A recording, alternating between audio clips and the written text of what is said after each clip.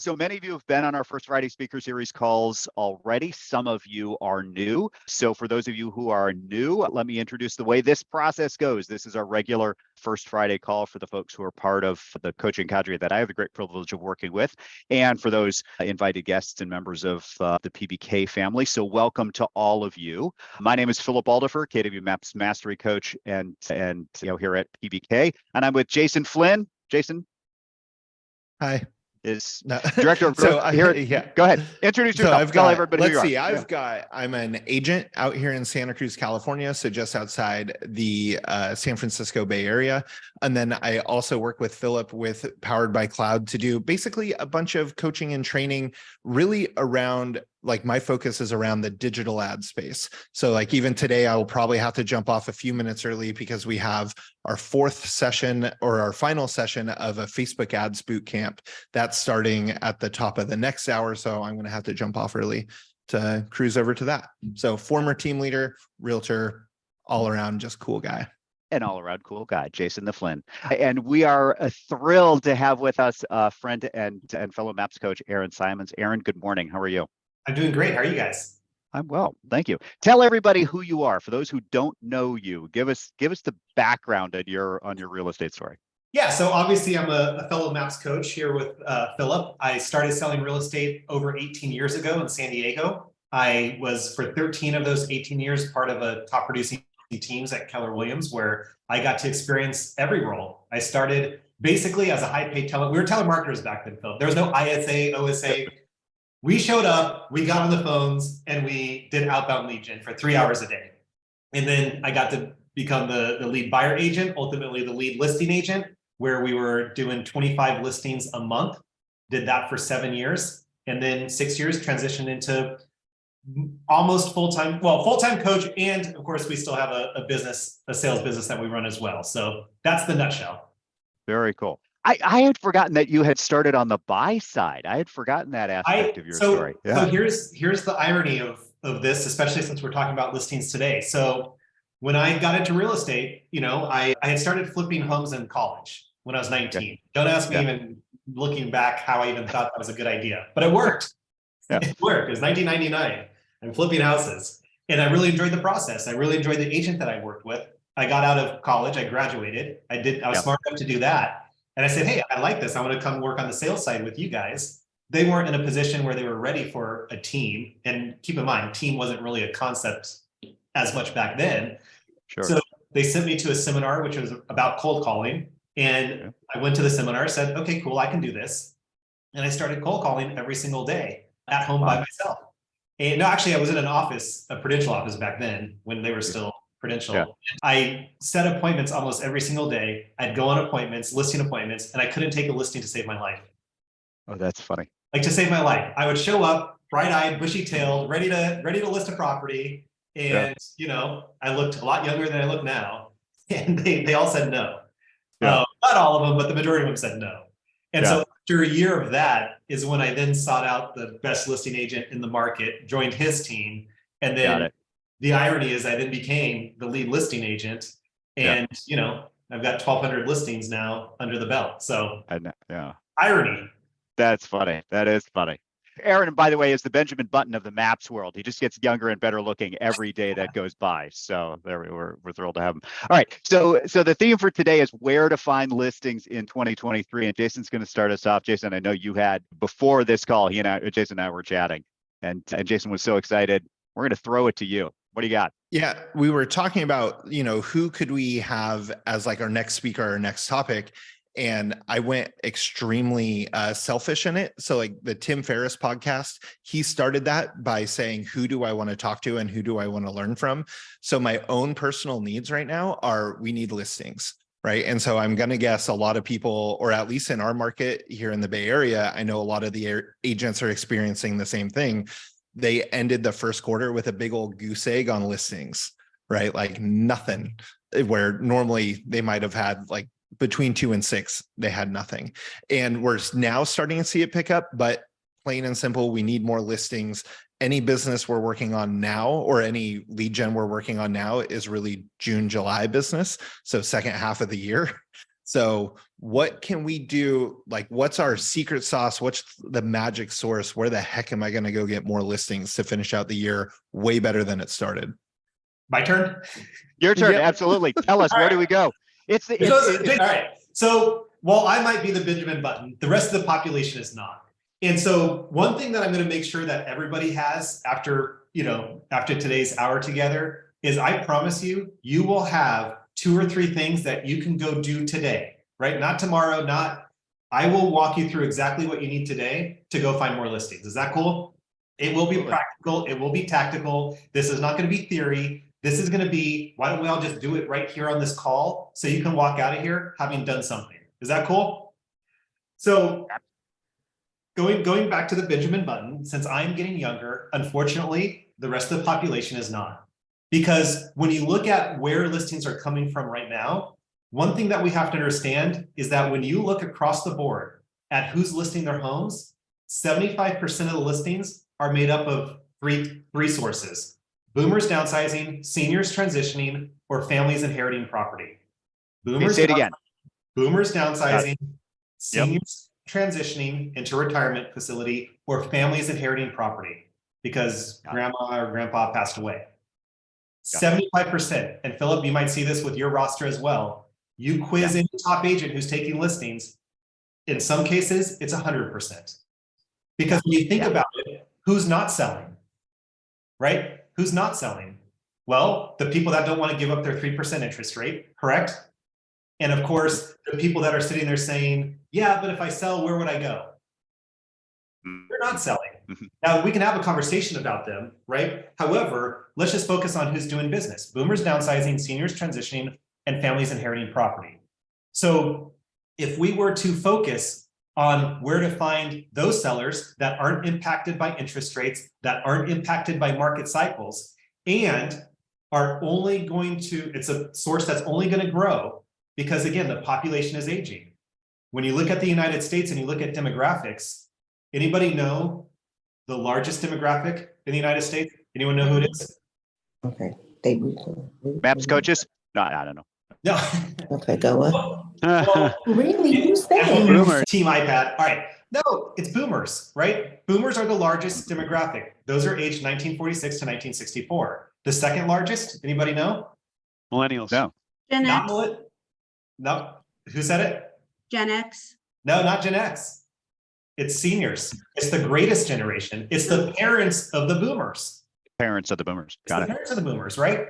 So you have the largest, 2 groups of the demographics of the United States only getting older, right? And as the seniors are passing on, right, there's going to be more and more of them selling homes. As boomers, right, are retiring and looking to downsize, right, to take their equity and do other things with it, that's who's selling right now. That's who's selling. Does that make sense? Mm-hmm. Anybody see anything different or have any pushback on that? No? All right. So how do we then go after and target that demographic, right? Very simply. Well, the easiest way is to go after the people who are on the front lines of working with boomers and seniors. And those are actually other professionals like ourselves: estate planning attorneys, CPAs, and financial planners. And I know there's a bunch more, but if we just use those 3 kind of as a placeholder, right? If we were to go and get into relationship with more of those professionals, right, we would have more referrals coming our way. Because let's take each one of those here for a minute. So, of course, estate planning, that one's very obvious, right? Someone passes on, they have an estate, right? The only 2 ways it can go to the beneficiaries, either through probate or through a trust. Mm-hmm. And fun fact, less than 5% of people actually own their real estate in a trust. So 95% of the time it's going through probate. But those attorneys, every single week, are taking on new cases where families are going through probate or they're administering a trust. It would be a good idea for us to be in relationship with them, right? Let's talk about financial planners here for a minute. So, guys, I'm a boomer, or I'm even a senior. I own rental property. Chances are, do I want to deal with the headache? Do I even need the income from those properties anymore? Probably not, because as people get older, they want less noise, right? They've got a ton of equity built up. And by the way, when we look at the tax code, what are some of this is not a political statement, but what are some of the biggest changes that are going to be coming to the tax code in the next couple of years? Well, capital gain. What's capital gain? Yeah, what's capital gain taxes right now? Anybody know? Long-term capital gain tax, federal? 20%. 20%, Yeah, what's the proposal? Income. 25%. Oh, ooh, I wish. Nobody knows what 37, 38, whatever, what regular income, right? the proposal is 40, take that and double it to 40%. Wow.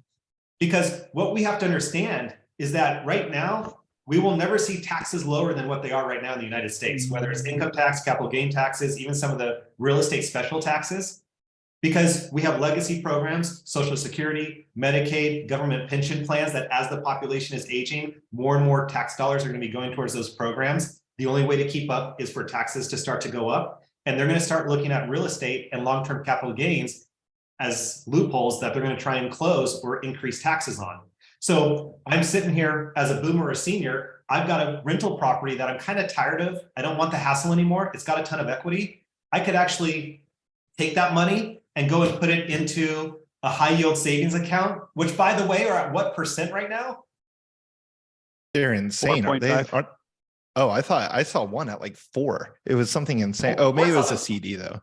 Apple just opened up theirs backed by Goldman Sachs for, no, not even CDs. These are straight up savings accounts, okay. no fees, no cost. Apple's at 4.17. Robinhood, you can get 4.65. Anyway, not to digress. The point is, right, they're sitting there with all this equity, right? And guess who they're going to talk to before they call the real estate agent? CPA.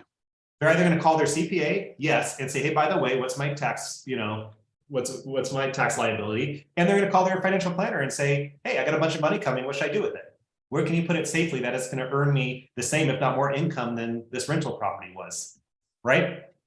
So those financial planners and those CPAs are absolutely on the front lines with boomers and seniors talking about real estate in addition to the estate planning attorneys on a regular basis. Does that make sense, guys?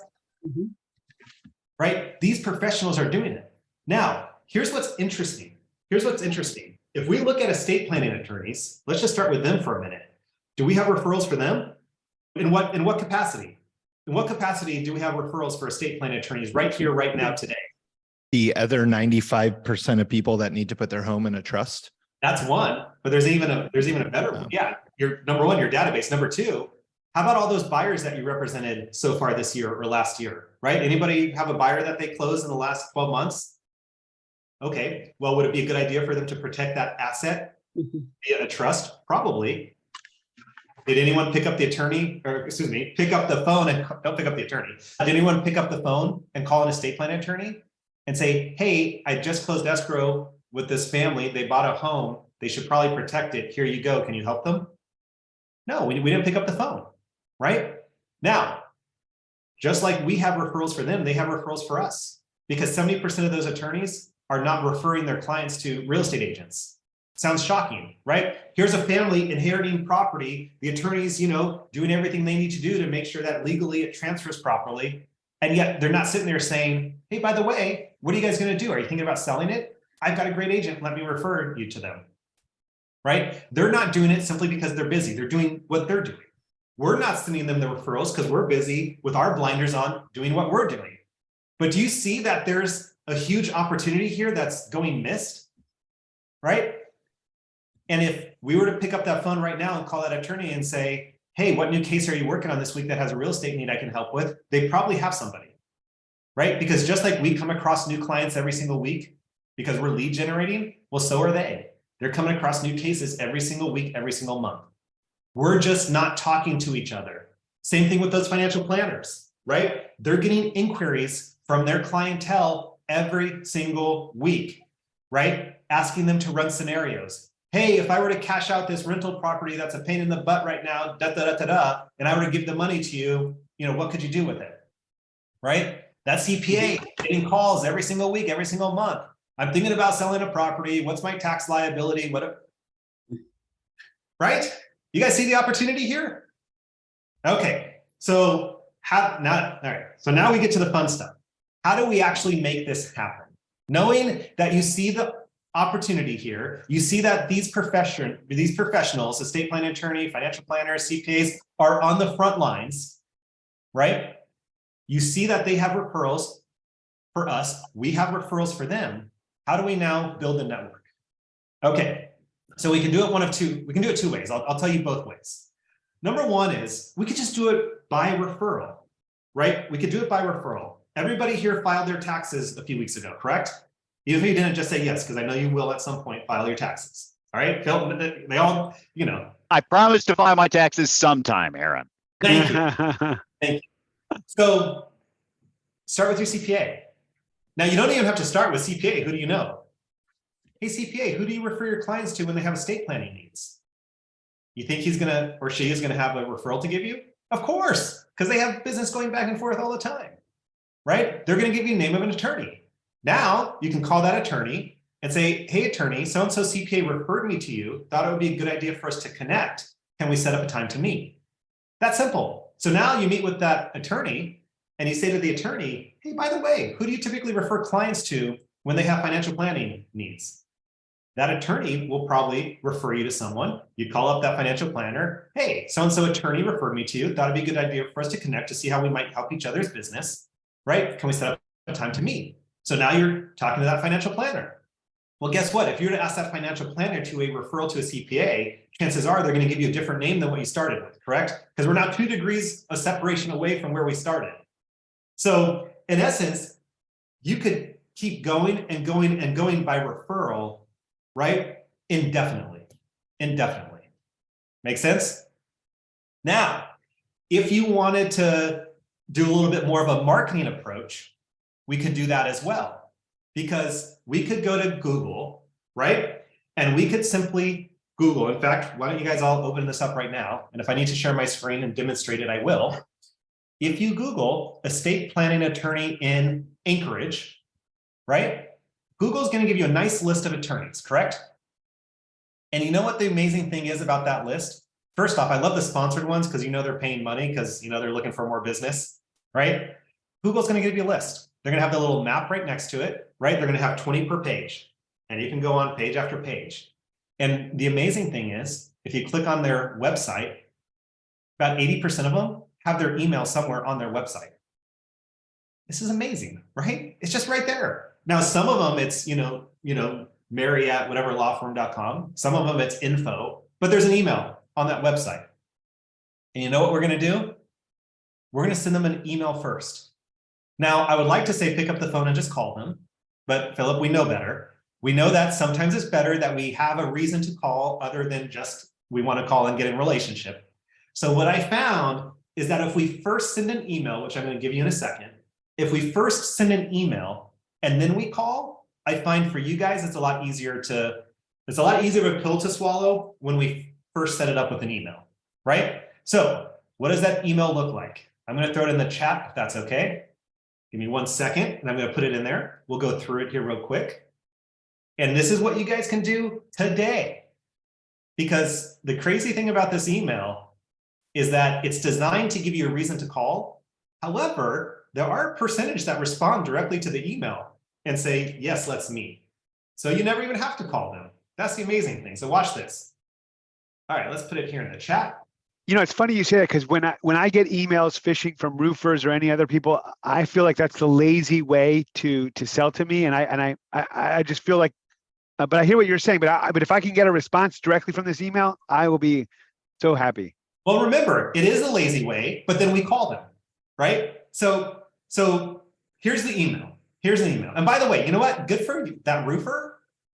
I wish I'd have a roofer like email me, because then it's like, okay, cool. Now I have someone I can add to my list. Man, those guys are hard to get a hold of. Okay, subject line, estate planning attorney needed, right? And then the email is very simple. Hi, attorney. My name's blank. I've been selling real estate here in the area for however many years. I've had a lot of clients reaching out recently with estate planning needs, and I'm looking to connect with a great estate planning attorney to refer them to. Are you taking on new clients, and can we set up a time to chat? That's the email, right? Are you taking on new clients, and can we set up a time to chat? Because is it true that in your database, you have people reaching out to you with needs?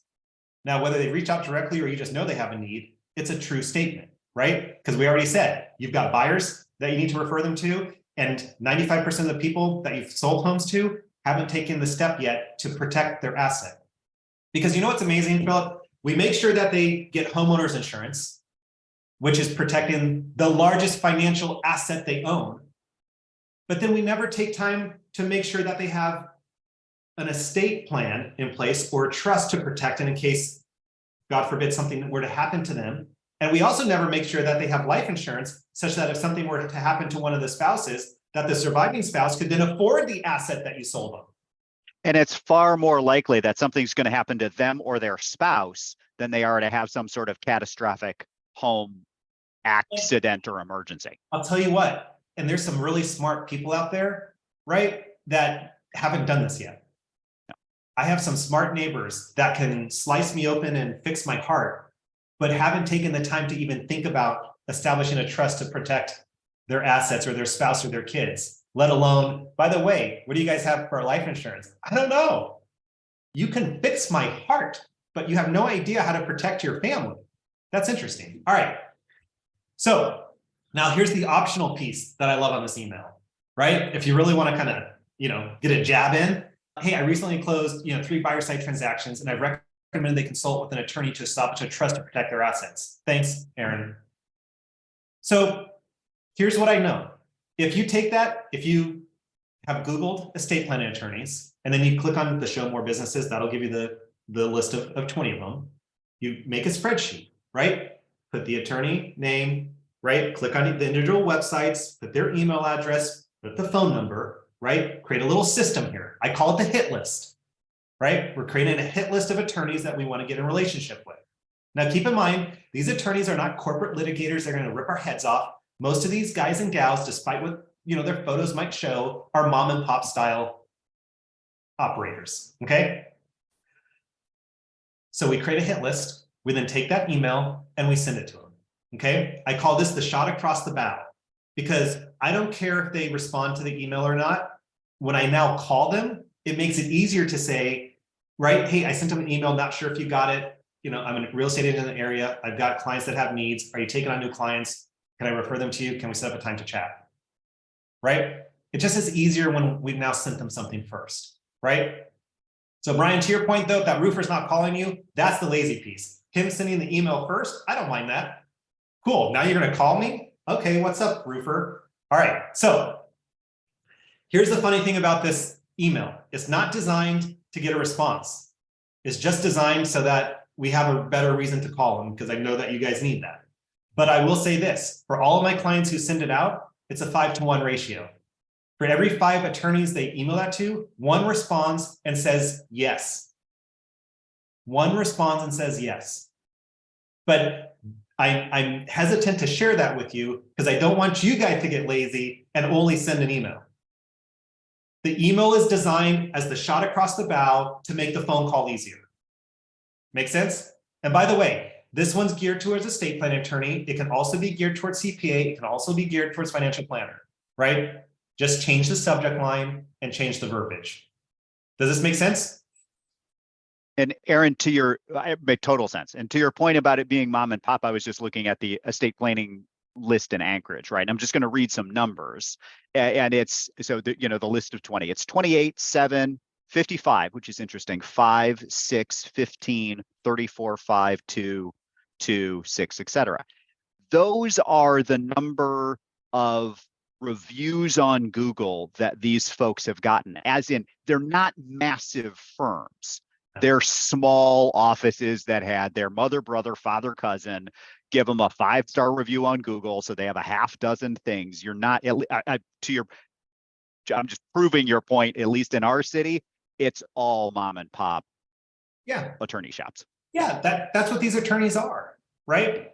Same thing with most financial planners, right? Most CPAs, they're not working as part of big accounting. You're not calling PricewaterhouseCoopers if they're still in existence, right? Right? You're not calling them. You're calling, John Smith CPA. So you know what's I was just gonna say what's interesting too that I didn't even realize. Looking out this window right here, I see one of them, and I never knew that's who was in that building, right? Like I have 6 within a 3-block radius of the office that I'm in Okay. 4 or 5 hours a day. So watch this. If you want the full system, like if I'm giving you like the abbreviated send an email to make a phone call, but if you really wanted the full system, it's connect on LinkedIn, then send an email, then make a phone call, then do an office visit. Because here's one thing interesting about financial planners, especially. So anyone have an Edward Jones office nearby? Yeah. Okay, now is that Edward Jones a public facing, usually in a public facing strip mall, or is it tucked hidden in an office park somewhere? Forward facing. It's forward facing. They're retail locations. Look at, my dad has a professional building with an Edward Jones as a tenant. I do the leasing for them. And what they look for are forward facing retail locations that have high traffic where people will stop in. Right. And so one guy has 1,000 square foot office. And I even said to him, I said, why do you need so much space? He's like, oh, well, only a small piece is my office. The rest of it, we set up like a living room. So when people walk in, they feel comfortable. And this is like a building that we have dentists and pediatric dentists. And so it has a lot of foot traffic. They want you to come in. They want you to stop by and say, hi, I have some questions. Can you help me? Right. So when I say like, go visit their office, they want you to come and visit their office. Right. On the financial planning side. CPAs, I don't know, but especially financial planners, they love for you to stop in. Does that make sense? All right. Well, we know that, Jason, you're doing this afternoon. So I don't want to sugarcoat this. I don't want to say that, oh my gosh, these attorneys are just going to fall over and say, yes, I've been waiting for a great agent to call me and get into a relationship with, right? It takes work, right? We're going to have to meet them. We're going to have to build trust. We're going to have to establish a relationship, right? And what we have to remember is that no matter how great that first meeting is, because we can meet each other, talk about each other's business, get pumped about each other, but the minute that meeting's done, they're going to forget about you. It's as if they never met you. And so where the fortune's going to lie, of course, is in the follow-up. And so after we meet an attorney, right, or any professional, we have to have a cadence of follow-up, right? And what that rhythm looks like is this. It's a phone call followed by an email alternating every 2 weeks. So phone call, and then in 2 weeks email, and then in 2 weeks phone call, and then in 2 weeks email, and then in 2 weeks phone call, right? Phone call, email every 2 weeks, right? So that they're getting one phone call, one email per month. What does that script look like as we're calling or emailing? Because it's the same script every time, right? Hi, attorney, can you believe that May is already here? Just checking in to see if there's any new cases you're working on that have a real estate need I can help with, right? May is now halfway done. We're going to send them an email. Can you believe we're almost through the month? Just checking in to see if there's any new case you're working on that has a real estate need I can help with, right? June 1st rolls around. My gosh, can you believe summer's already here? Just checking in to see if there's any new cases you're working on that have a real estate need, right? We're halfway through June, right? Oh my gosh, the month is flying by. Just checking in to see if you have any new cases so that have a real estate need I can help with, right? Same script every time. Because if we don't follow up and specifically ask for the referrals, we won't get them.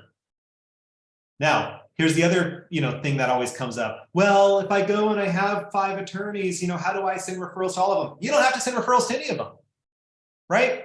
Look at it. If they're not calling and asking us for a referral, shame on them, right? You don't have to be obligated that if they send me a referral, I send them one. But we're going to do our job and we're going to ask them for referrals. And if we have a referral for them, great. If not, it doesn't matter. It's not a 1-for-1, right? It's not tit for tat, right? We are going to run our system. We're going to run our system. Now, we need at least 10, 15, 20 of them that we meet with and follow up with, because the 80-20 principle is in effect. Of all the attorneys and professionals we meet with, only 20% of them are actually going to send us referrals. Even if the other ones are great, you know what? It's just nature. So you have to meet with enough of them to find the ones that become great referral partners. But you find 2 or 3 great referral partners, you're set.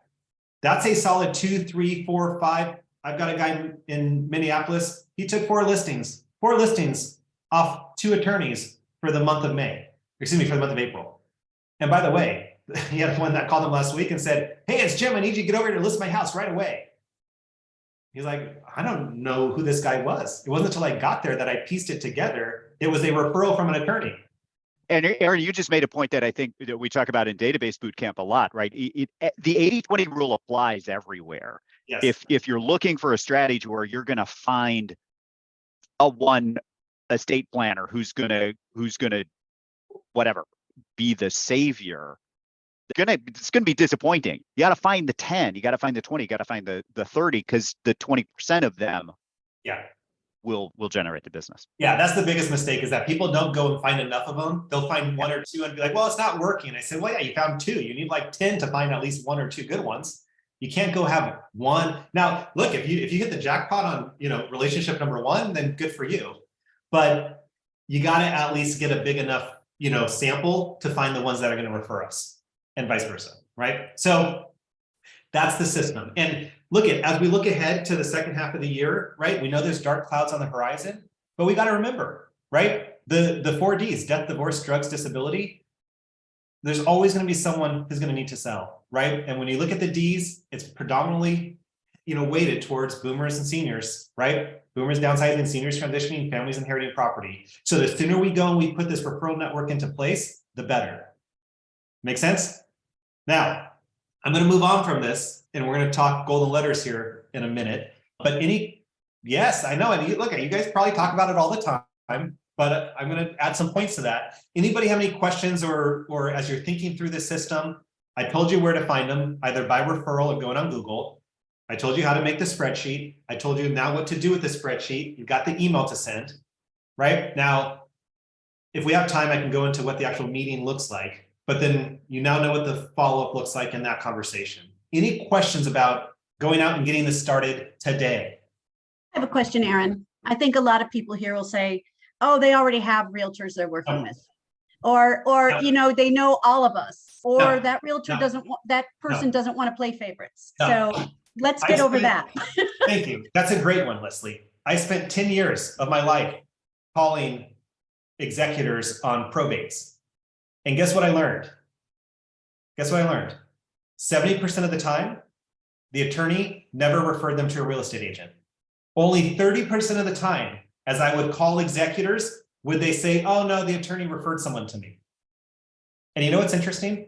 When you think about estate planning attorneys, they actually, when they're doing a probate, they don't get paid per hour. They get paid a fixed percentage of that estate, right? And so anything outside of that, you know what they'll tell you? Oh, that's not my job. I'll never forget it, because I would look at cases. I'd look at the case filings every single week, right? I would create my prospecting list, and I did this for 10 years. And I would see this attorney's name show up over and over again. It's like, and I finally landed an appointment with one of her executors, right? And of course, anytime I listed something, I got to call the attorney, because there's conversation there to have. And I asked her, I said, hey, who do you typically refer your clients to? I see you do a lot of probate business. And you know what she said? Oh, that's not my job. Not my job. Right? Now, they say it's not their job, but here's what the reality is. Number 1, they're scared of you making them look bad. Number 2, right? They don't have a relationship in place, right? And number 3, they're afraid that you're going to make a problem and it's going to come back on their desk that they have to handle, right? So a lot of it is just lack of awareness, or they just don't have someone that they trust, which is why it takes time to build trust, right? Now, even if that attorney does say, I have someone, okay, great. Do you refer your client to one, or do you oftentimes give a choice? Because you might come across a property that isn't in the wheelhouse of the agent you have. I'd love to be your second choice, or I'd love to be one that you do recommend. There's ways to break into that, because if you go to retirement facilities, right, which is also a great source, we won't have time to get to it today. They'll say the same thing. Oh, we've got a couple agents that we have on our list, but you know what those agents don't do? Call them on a regular basis and ask for the business. So even if that attorney says, no, thanks, I've already got someone, if I were to call them, right, and follow the follow-up protocol, guess what? Squeaky wheel gets the grease. But set that all aside. Again, the majority of them do not have a great agent that they refer clients to. And at the end of the day, as we're sending this email, as we're calling and having the conversation, we're looking for the ones that are a yes. Because here's the other funny thing you're going to run into. You're going to run into a lot of attorneys that say, no, thanks, I'm not looking for any new referral partners. Which we would scratch our head, like, we want the more the better, right? But look, you get a lot of these, guys or gals that are a little bit, later in their career who are like, no, I don't want any more business. I'm good. I've got a good book of business. So you run into that as well, which I find fascinating. So great question, Leslie. Go ahead, Philip. It just reminds me also, Aaron, that there's an opportunity to combine the search for the referral partner with a database touch, right? Because you could ask that same question to the 200, 500,000, 2,000 people in your database. Who's the estate planning? Who do you use for financial planning? Do you have an estate planner? Simply raising the question with the people you already have a relationship with is going to stimulate a conversation. And they say, I don't have one, or I don't know of one, or if you find one, let me know. Now you've got an opportunity to go follow up with the real estate clients in your database in a different way. Yeah, that's one of my favorite database questions is, the people in your database, hey, have you taken time to establish a trust? No, can I refer someone to you? Great. Or if they say yes, who did you use? I'm always looking for great attorneys. So you're either going to find a referral or you're going to give a referral when you ask that question. So, okay. Any other questions on professional referral network? I mean, we could talk for days on it, but what I want from you guys is to make the list, the hit list, right? Estate plan attorney, CPA, financial planner, take that email, send it out today. Okay? Don't expect all of a sudden magic to happen, because remember, the email is just the shot across the bow. What I then want you to do next week is to make the call.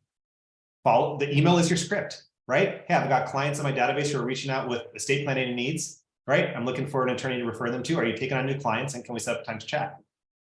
That's your script. Okay? Good? Now, you guys talk a lot about golden letter, right, Philip? Absolutely. Okay, so I'm going to share mine, and anybody not sending out golden letters, or anybody sending them out right now?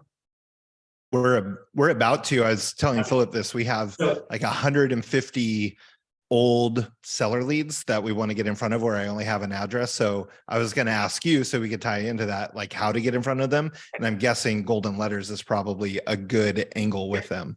Yeah, so here's, and look we're going to make a very simple system. If I need to teach you how to mail merge today, so you can do it right now today, I will, right? Because Philip, I noticed that the biggest stumbling block is we can give them the letter, right? We can tell them where to find the list. And then it's like, how do we make those two things talk? We make it happen. Mail merge, right? Because if you can mail merge, then you can print them, and then you can, in 15 minutes, send off, 20 or 30 a day, which is 100 anyway. So here's what we have to understand about the letters. It's usually a 1% response rate. Some people get 2, right? Some people might a little bit more, maybe a little bit less. But on average, it's a 1% response rate, right? So if we were to send out 500 letters a month, we could expect 5 phone calls, okay? 5 phone calls. And the cost, if you do it organically, meaning you do it yourself, and in fact, I can go into the kitchen and bring my stack of letters to show you that I do it myself for my own personal needs.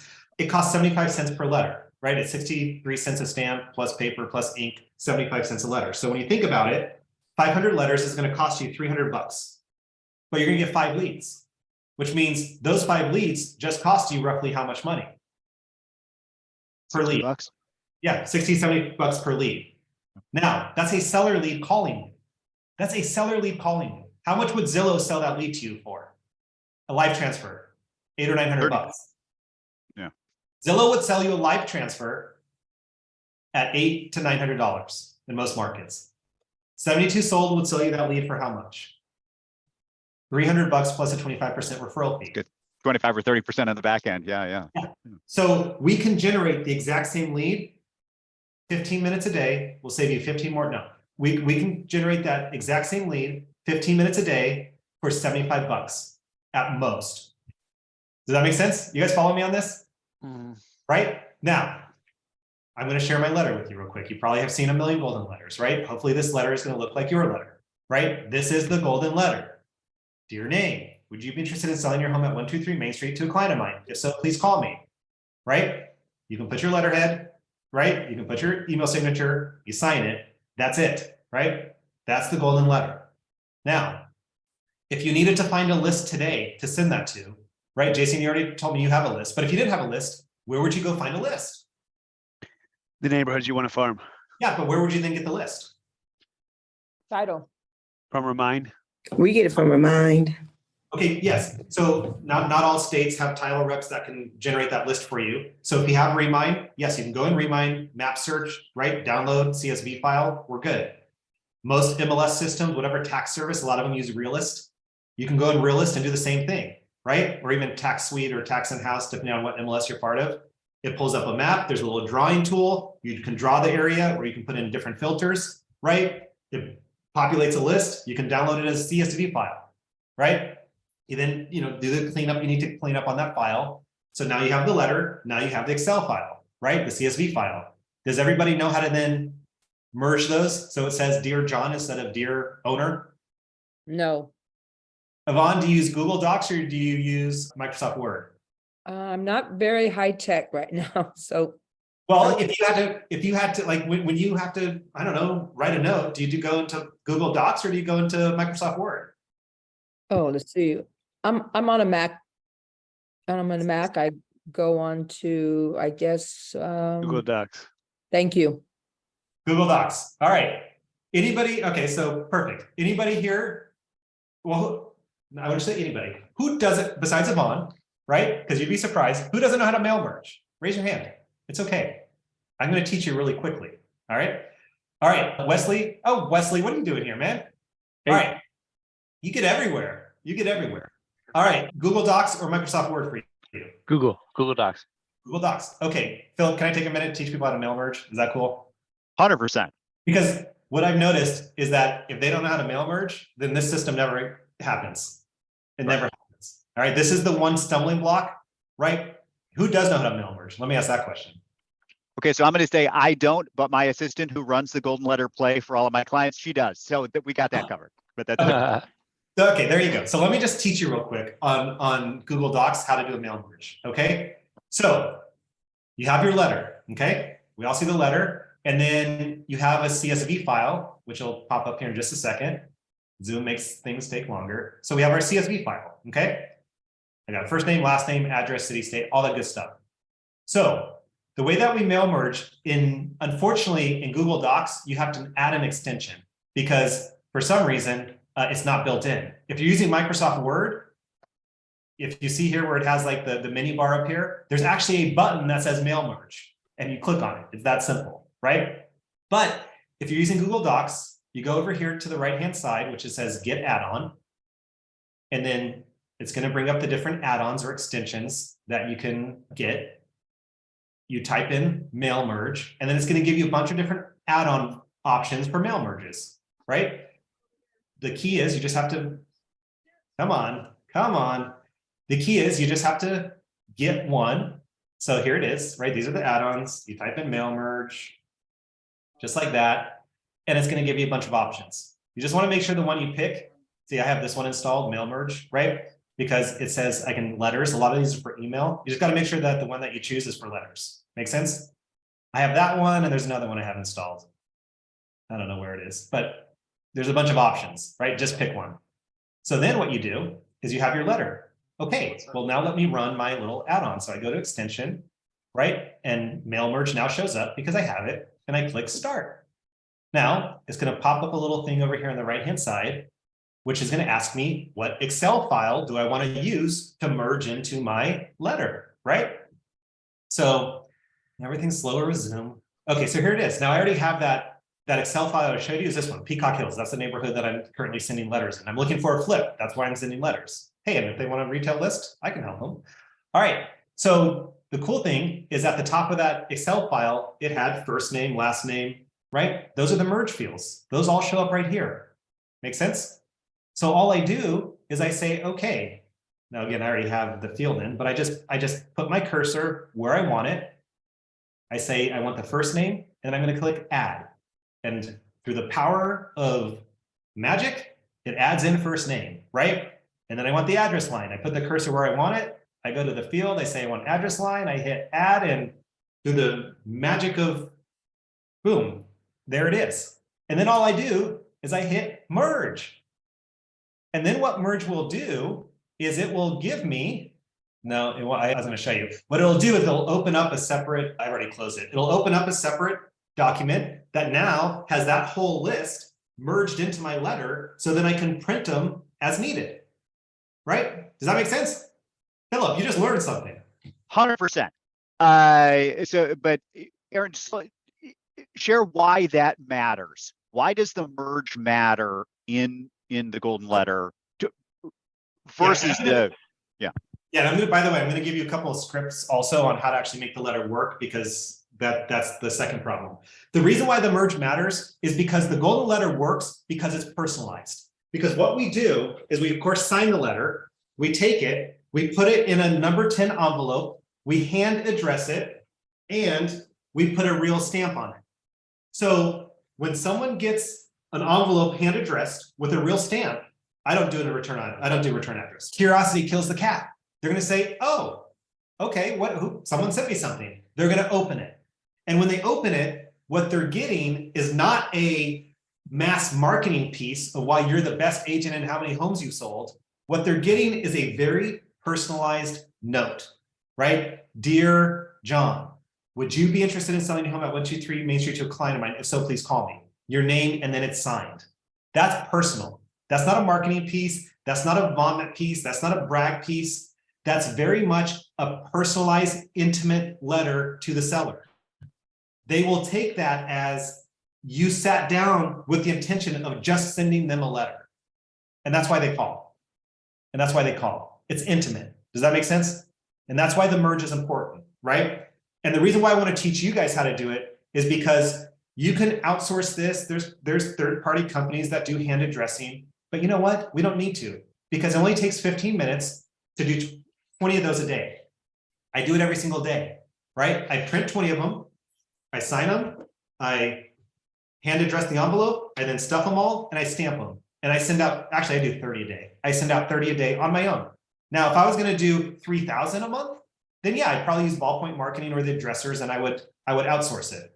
But what I want you guys to be able to do is to implement it today, right? You saw the letter, you know where to find the list, you now know how to mail merge, right? Staples will deliver these to you, right? Within 24 hours. You might have to go to the post office, right? But you can, by Monday morning, be sending out however many letters you want on your own, right? So now, here's where the biggest, here's where conversion comes into play.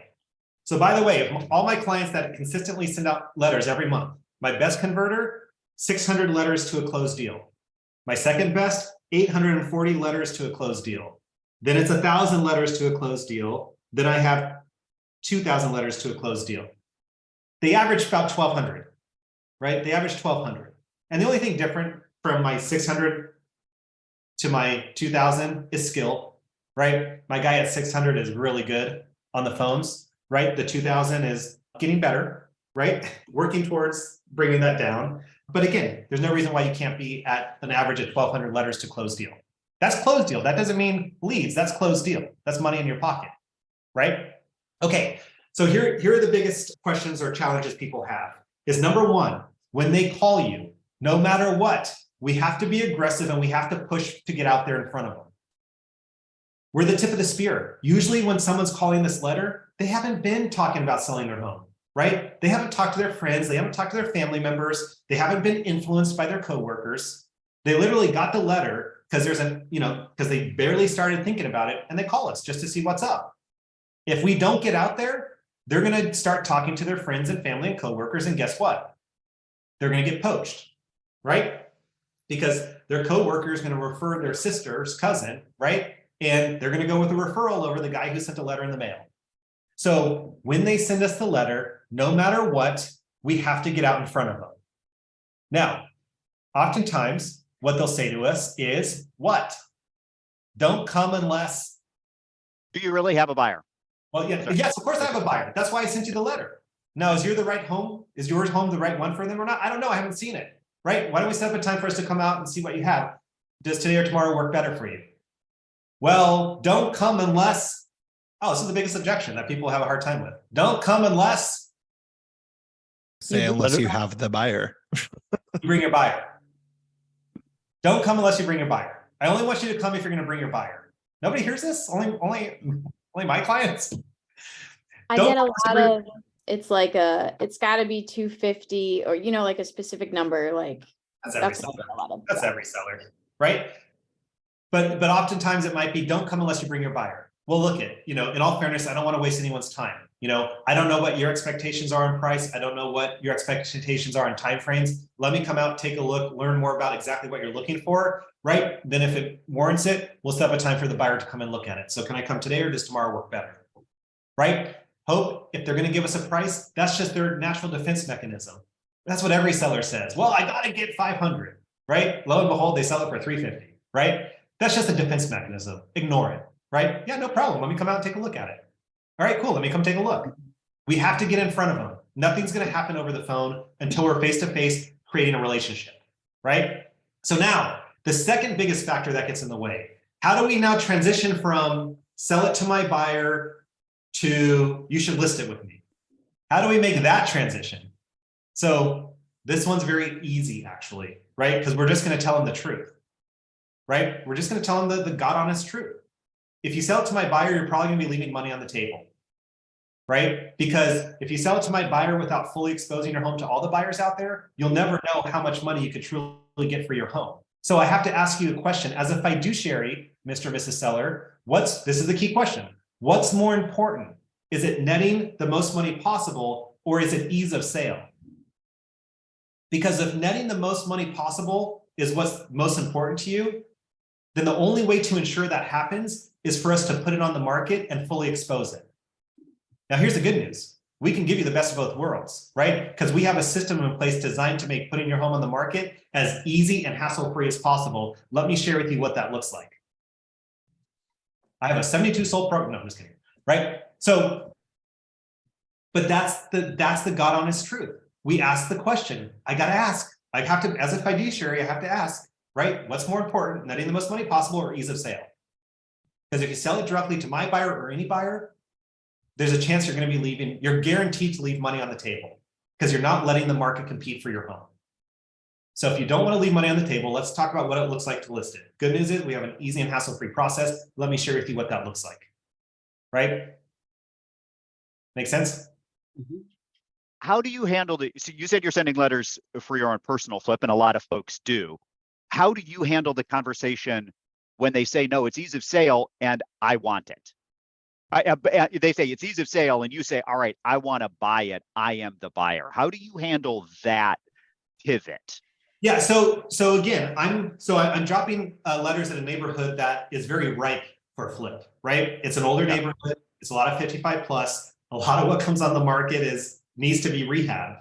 So if I walk into a house that doesn't need to be rehabbed, well, I'm not there to buy that one. I'm there to now say, let's list it, right? Yeah. And I might say, no, look at, I sent the letter because I was looking for myself. However, what you have here, you have a retail listing, not a wholesale listing. Yeah. So I'll say that to them, right? Okay. But if it is truly a home that needs work, they know it needs work. They're embarrassed by it, right? And I can say, look at, based on what I see here, your home obviously, does need a little bit of work. Would you agree? And they say, yes. I said, in fact, the reason I sent the letter is I'm looking for homes like yours because that's what I specialize in doing. And so if I can make this an easy and hassle-free process to you where we can avoid the realtor commission. Now I'm just using open door. Go on open door and get their 3 points, right? Yeah. We can avoid the commission. We can avoid repairs and you can sell it on your time frame. I'll be flexible with you. Would that be helpful for you guys? If you go to any of the iBuyer sites, whether it's OfferPad, Open Door, Redfin still has their iBuyer option. It's those 3 points. That's great. And they have it scripted for you. And by the way, if you wanted to actually send a more pointed golden letter to, hey, do you want to avoid commissions? You could actually send that as your letter if you wanted to.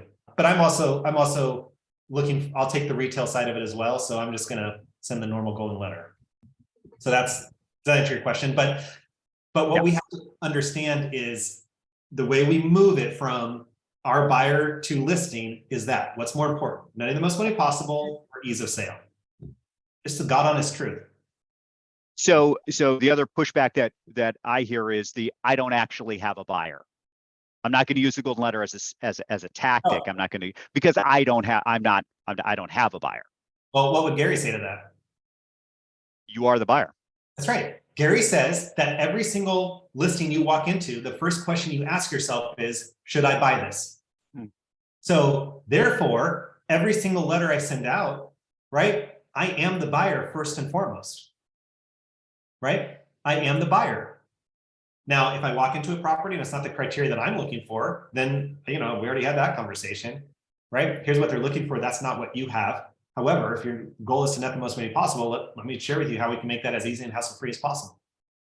There's nothing wrong with that, right? Look they called off a letter. So when I was on the team that I worked on for 13 years, we did a lot of radio and television advertising, and it was all, guaranteed sale, guaranteed sold or you buy it, guaranteed sale or we buy it, right? You think every person who called us, right, knew that there was a catch? Of course they did, but they called us anyway, and they listed it with us anyway, even though we sat there and said, look, here's the catch. If we buy your home, we're paying wholesale, not retail, just like if you trade your car into the dealer, right? In exchange for us giving you your equity, we're now taking on the risk of the property. So there's going to be a margin there because we have to then put it back on the market and sell it. So if you want to net the most money possible, then let us list and sell your home. If you're looking for ease of sale and you're okay with wholesale, not retail, then we're happy to buy it. I own a fabulous duplex because of that, right? So I don't know, maybe I have a little bit thicker skin because it's, what I dealt with for so long, but they already know. They're calling from a letter. They already know. Yeah. And remember, going back to the NAR home buyer and seller, is that most of them are going to list with the first person that walks through that door. So there you go. I'll leave it there, Philip. 100%. Love it. I do want to reserve at least a minute for questions. Somebody come off mute. What questions did we not get asked that you are still curious about? Just a quick question, Aaron. Great job. Thank you so much. And you mentioned that your average of your clients is 1,200 to 1 closed sale, right? So what is yours? Mine, it falls right there also. I Okay. did an interview with Gina Ront a couple years ago about Golden Letter, and I said, no way. And so I tested it in my market, and because he has a little bit higher of a response rate and whatnot, and sure enough, right, it fell right within that. So no, we're about in that 1,200, and we get 1%. We don't get 2%. We get 1%. And then follow up to that is, are you consistently mailing these into a farm that you're mailing? Are they consistently getting letters, or are these just one-offs? No, you can't. You can only send at the most 2 letters per year to a given area. Otherwise, they're gonna cry wolf. They see two golden letters per year, not just 2 letters. 2 golden letters per year to a specific area. Otherwise, they see through it. It loses its appeal. Gotcha. But one group you can do that to every single year. And this is the other piece that I don't see people doing enough with the golden letter is, again, just going back to the database. Your database should absolutely be getting at least 1 golden letter a year, because you can play matchmaker within the people you already know. Or golden text. Golden text is back. Or golden text. Yeah. Yeah, might as well text them. So I know any other questions? I'm okay. I've got a few minutes. Philip, you might have to run. No, I'm good. This is fantastic. Other questions? Well, we got the. Look, here's, as you're thinking of a question, or if no one has one, the biggest takeaway is just remember, 75% of listings are coming from boomer downsizing, senior transitioning, or family inheriting property, right? We already know there's dark clouds on the horizon in terms of, the economy, in terms of the market. Things are active now. Gary even says, we don't know what the second half is going to look like. One thing we do know for sure is that the 4 Ds are never going to go anywhere: death, divorce, drugs, and disability. So the more we can do now to target those Ds, right, the better. And by the way, you can target those Ds on letters. If you use PropStream, you can go and get, delinquency, and not just on their house, on their water bill, on their car payment, whatever. There's a whole lot of ways you can target the Ds with golden letters.